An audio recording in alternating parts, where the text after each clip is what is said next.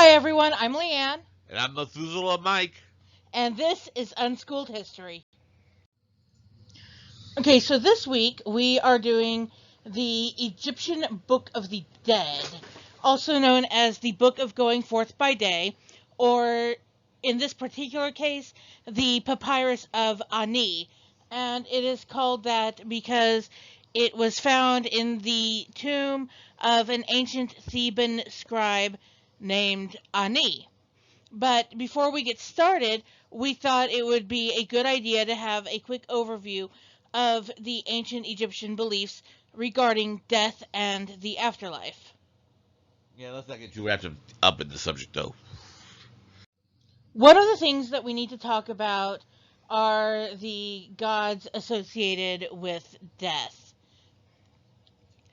And here they are: Anubis, Osiris, and a creature known as Amit. And Thoth, to a Yes, lesser degree.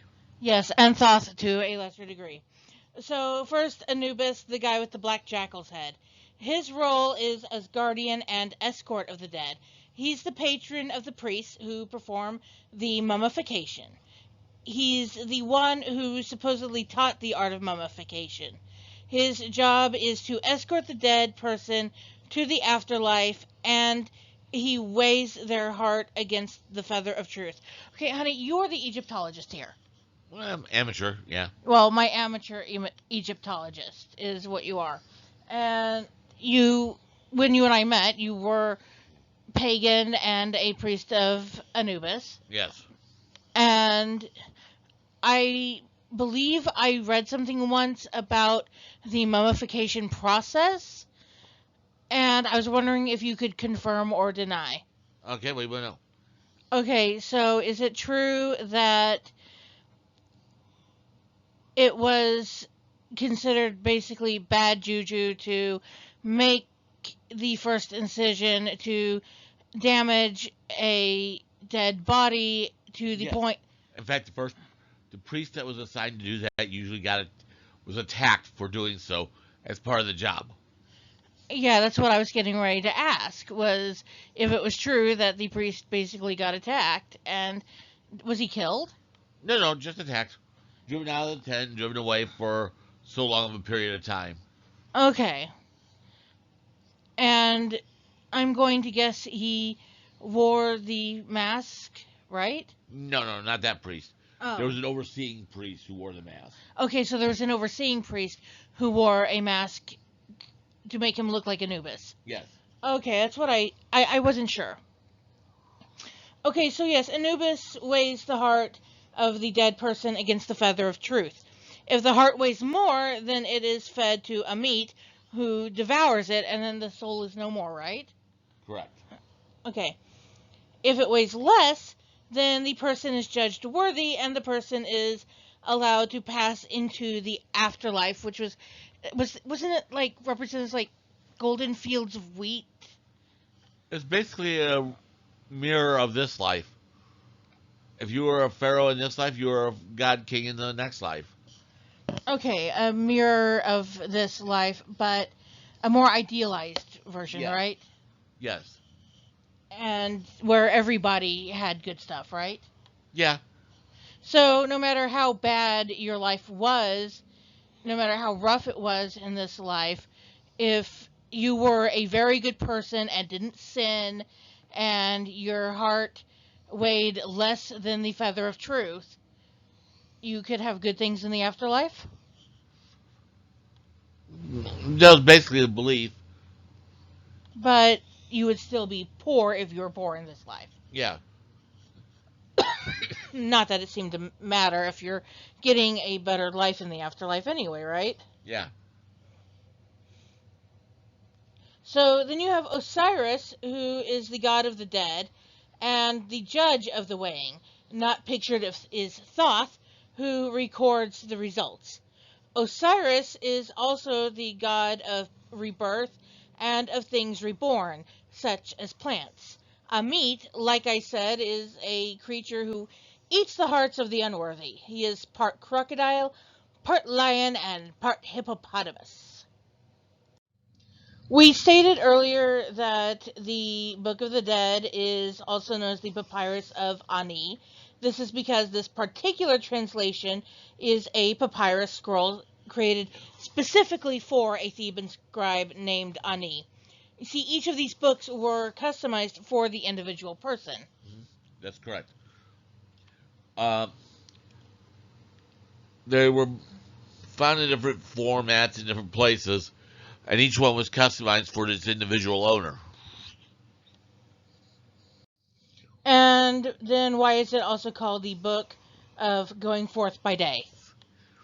Because the spirit was supposed to go forth from the tomb by day to go forth into the afterlife and return to the tomb at night to rest. And as you can see in this cross section of the Great Pyramid, there is a narrow shaft leading from the king's chamber upwards and to the left, aimed at the belt of the constellation we know today as Orion. The Egyptians called it Osiris and believed it to be the final resting place of the pharaohs. Yes. And you said that they didn't think it was that far away? They knew it was up in the heavens in Ma'at. Ma'at? Or Newt? I'm getting confused on those two right now. Sorry. But anyway, they didn't believe it was that far away. It was a ways up there, but it wasn't that far away.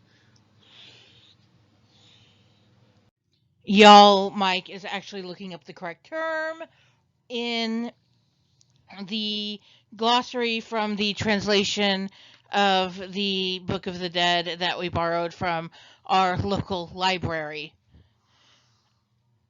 And I honestly didn't expect a small town library to have a copy, but they did.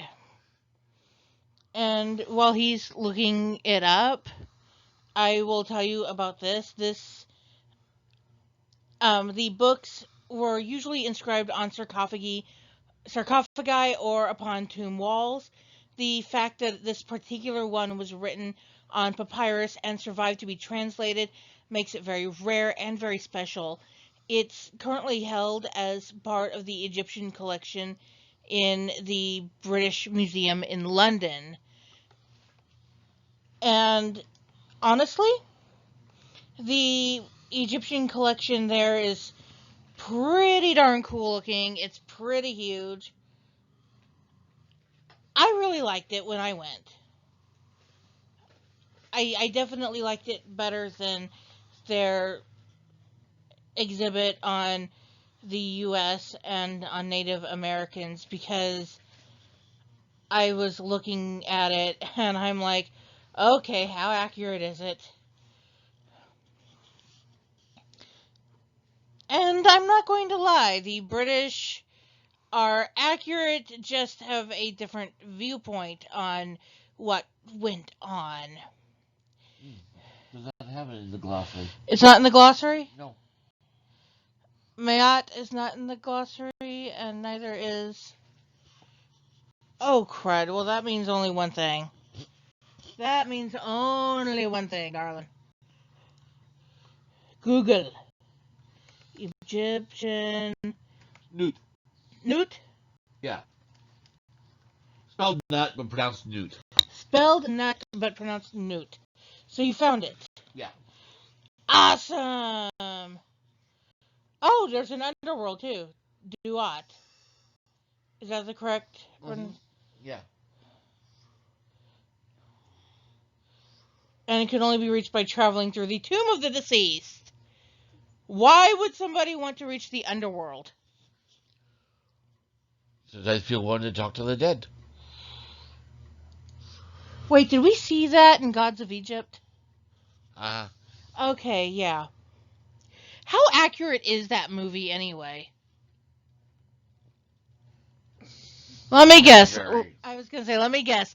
It's Hollywood, so not very accurate at all. Well, I mean, the casting definitely not accurate. I mean, the special effects were good. Yeah. But no. I wouldn't look to that or to, oh gosh, SG-1. Stargate SG-1. I wouldn't look to that for good information on Egyptian mythology either. Actually, he does have good information there when he cites Budge. But when he doesn't cite Budge, he's nah. And then there was your daughter's third grade teacher, right? Oh boy. Who tried to tell. Okay, this woman tried to tell. I'm sorry. The only word I can really think of to use for her isn't commonly used in public outside of a kennel. Well, actually, these days it is more and more often used in public, but not used in polite company outside of a kennel. And she actually tried to tell my stepdaughter that Anubis was the Egyptian devil, the Egyptian equivalent of Satan. No, the Egyptians did they even have a equivalent? The closest equivalent is Sutek or Set, which is just he's a god of chaos and storms. Okay, so more like Loki from Norse mythology. And chaos isn't necessarily evil either. In an ordered society, it is. Well, in an ordered society, yes. And storms are not necessarily evil. In the desert, they are. Oh, flash floods, of course. Flash floods, dust storms, sandstorms. The types of storms they have in the desert are all bad. Gotcha. Okay, so that explains that, but the third grade teacher that my stepdaughter had was definitely wrong. So there you go. There's that.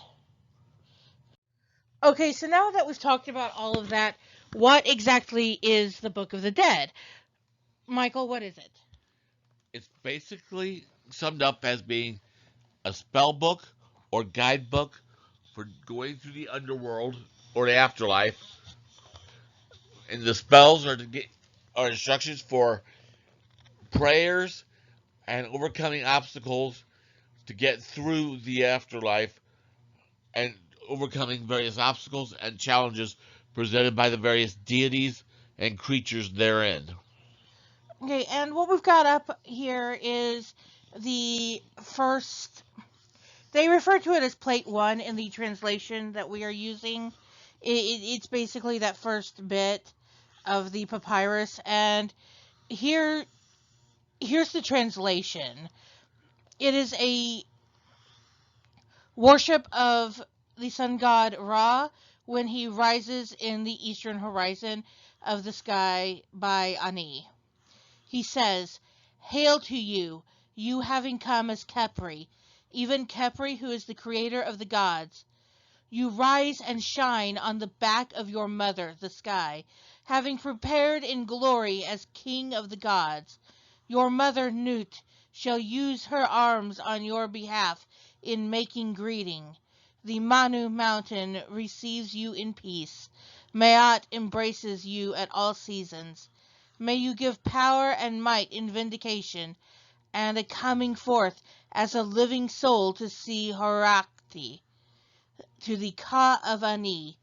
He says, "O all you gods of the soul mansion, who judge sky and earth in the balance, who give food and provisions, O Tatanen, unique one, creator of mankind, O southern, northern, western, and eastern Enneads, give praise to Ra, Lord of the sky, the sovereign who made the gods.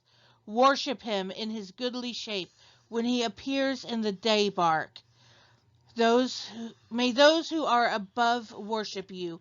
May those who are below worship you. May Thoth and Maat write to you daily. Your serpent foe has been given over to the fire, and the rebel serpent is fallen.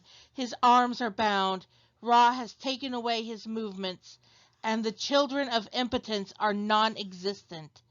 The mansion of the prince is in festival.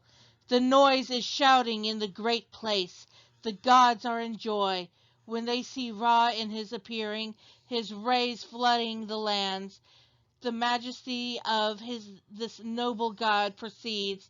He has encountered the land of Manu. The land is bright at his daily birth, and he has attained this state of yesterday.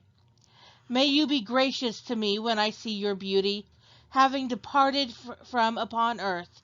May I smite the ass, may I drive off the rebel serpent, may I destroy Apophis when he acts, for I have seen the abju fish in its moment of being, and the innet fish piloting the canoe on its waterway. I have seen Horus as helmsman, with Thoth and Maat beside him. I have taken hold of the bow warp of the night bark, and the stern warp of the day bark. May he grant that I see the sun disk, and behold the moon unceasingly every day. May my soul go forth to travel to every place which it desires. May my name be called out. May it be found at the board of offerings. May there be given to me loaves in the presence like the followers of Horus.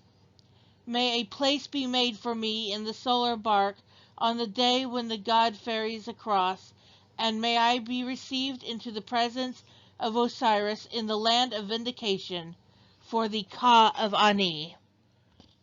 Okay, I want to mention something before we finish up here. Um, we mentioned the Ka of Ani.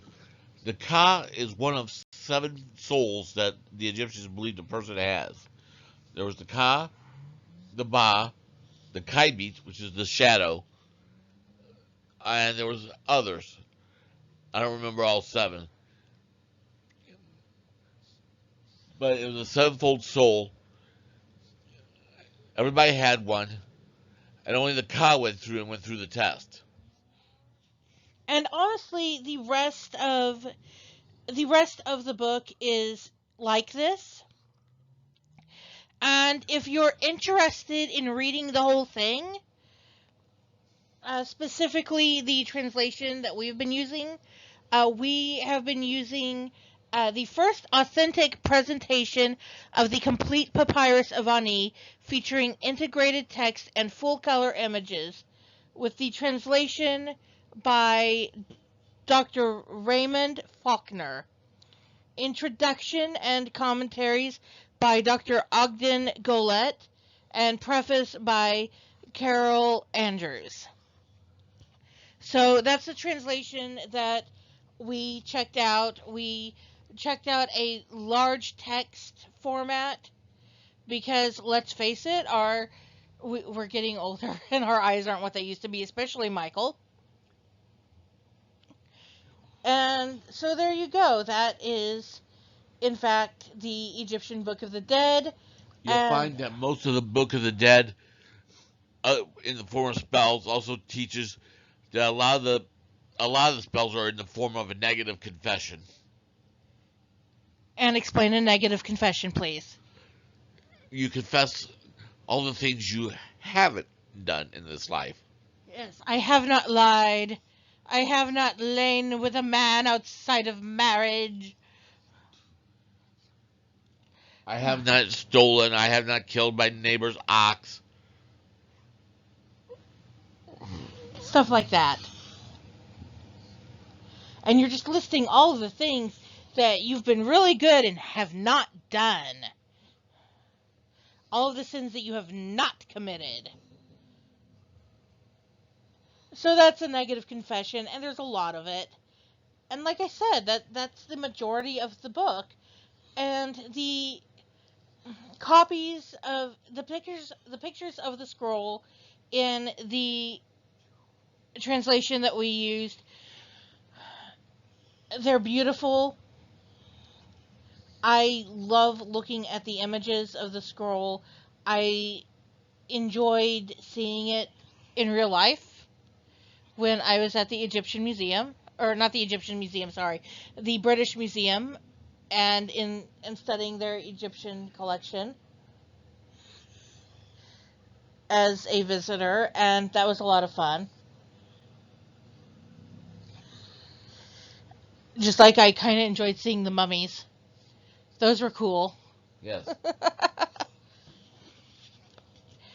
I'm not going to lie. I just really love history, and so does Michael, and that's what we do this. And we want to give a shout out to my sister Emily, who asked that we do this week's episode on the Egyptian Book of the Dead. So thank you for that bit of inspiration. If you haven't already, go ahead and hit the subscribe button.